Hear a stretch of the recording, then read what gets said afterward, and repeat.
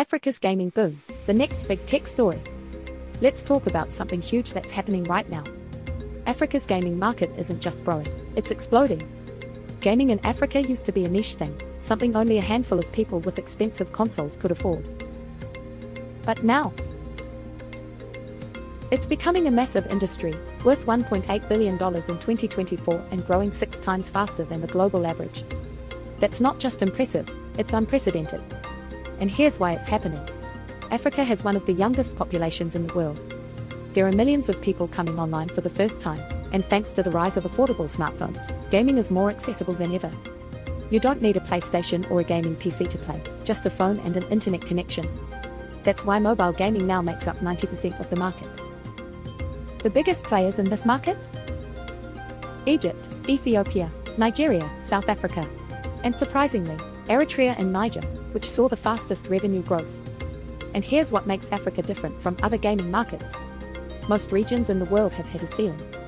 The US, Europe, and even China, they're mature gaming markets. Growth is slowing down. But Africa? Africa is just getting started. It's one of the last frontiers for gaming, where the number of gamers is still skyrocketing year after year. But it's not all smooth sailing. The barriers holding back Africa's gaming revolution. For all the growth, there are still massive challenges. First, telecom infrastructure is a huge problem. Sure, smartphone penetration is growing, and internet access is improving, but inconsistent connectivity is a major issue. Data-heavy multiplayer games just don't work in many areas. If you're in a major city, you're fine. But in rural areas? Lag, slow downloads, and limited access make online gaming frustrating. Then there's the money problem. Gaming is still seen as a luxury, and most players aren't spending big. Less than a third of gamers in Africa spend more than $5 a month on games. Compare that to places like the US, where microtransactions and game subscriptions are a multi-billion-dollar industry. That's a major hurdle for developers trying to build sustainable businesses. And then there's the cultural gap. Most of the biggest games in the world, Call of Duty, FIFA, Fortnite, aren't built with African players in mind. They're made for Western or Asian audiences. They don't reflect African culture, stories, or experiences. This is a huge missed opportunity. The rise of African game developers. But here's where things get interesting.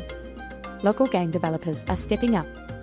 Companies like Malio Games and King Games are making games that actually reflect African culture, games with African characters, African settings, and African stories. And it's working. Players want content that feels familiar, that represents them. And for developers, this is an open lane. There's a massive opportunity to build games specifically for African audiences, affordable, mobile-friendly, and culturally relevant. And as gaming in Africa continues to grow, this is going to be the next big frontier. So, the big question isn't if Africa will be a gaming powerhouse. It's when. And right now, that future is being built.